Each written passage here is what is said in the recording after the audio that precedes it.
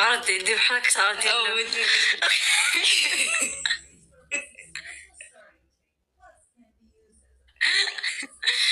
عرضي اللوحة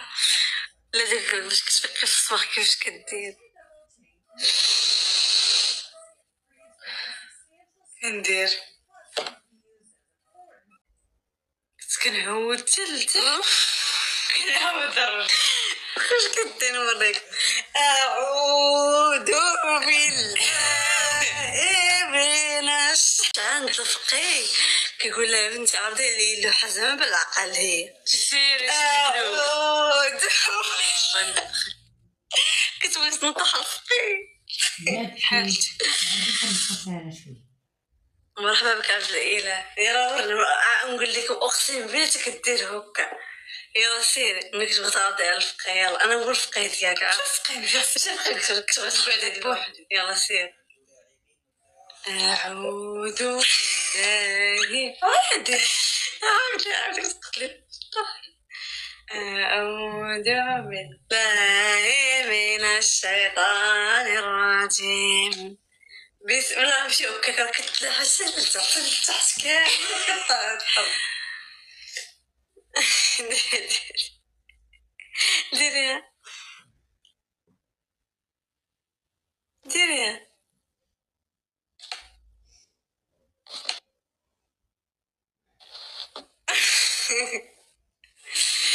ديك الساعة كانوا كيفيقونا بكري في نضاس القرآن نعاود لكم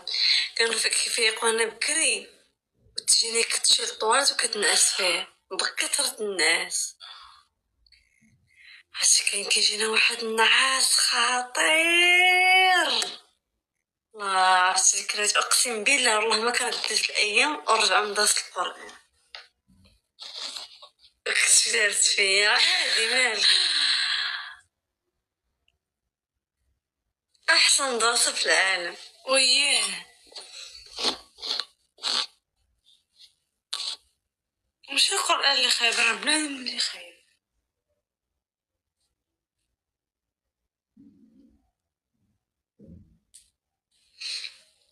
كاين شعار سحدانا سادات دير في الوطرة وغتزوج انا سمعت تغني كتقرا القران كلنا نطالب حلمنا نهارنا عمل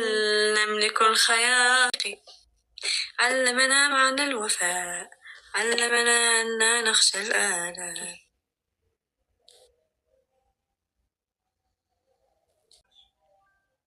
أبكيناش إذ قال إبراهيم رب أرني كيف تحيي الموتى قال أولم تؤمن